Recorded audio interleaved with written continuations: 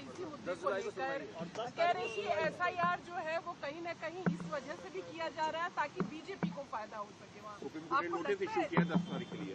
अब हमारी पार्टी में भी हम बैठ के बात करेंगे और इस पर क्या फैसला लेंगे, मगर हमारा एक ही है कि आप इतने कम टाइम में एक्सरसाइज कैसे कर पाएंगे। बहुत टाइम कम है। एसआईआर में भाई जो लोग जो अपना एड्रेस चेंज कर लिए उनको क्यों आप पूछ रहे हैं बर्थ सर्टिफिकेट। माइग्रेशन होता है, अब क्या करेंगे वो लोग।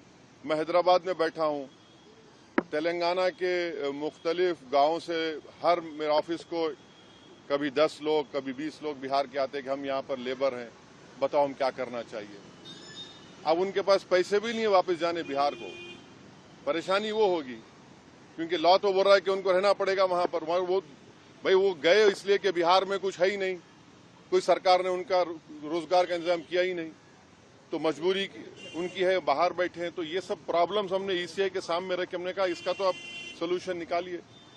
चुनाव आयोग ने क्या भरोसा दिया आपको? काफी अब चुनाव आयोग खुद बोलेगा, मैं क्यों बोलूंगा चुनाव आयोग की तरफ से, क्योंकि वो तो अंदर से आप आश्वस्त नहीं आश्वस्त सवाल नहीं। देखिए हमने ये सब जो बातें आपके सामने रखी हैं, जो पॉइंट्स हमने सामने रखी हैं, उनके सामने जाके बोला हमने कि ये प्रैक्टिकल डिफिकल्टीज हैं, कैसा आप 1 महीने के अंदर कैसा करेंगे। तो उन्होंने कहा कि नहीं हम लोग BLOs को रखे हैं, वॉलंटियर्स को रखे हैं।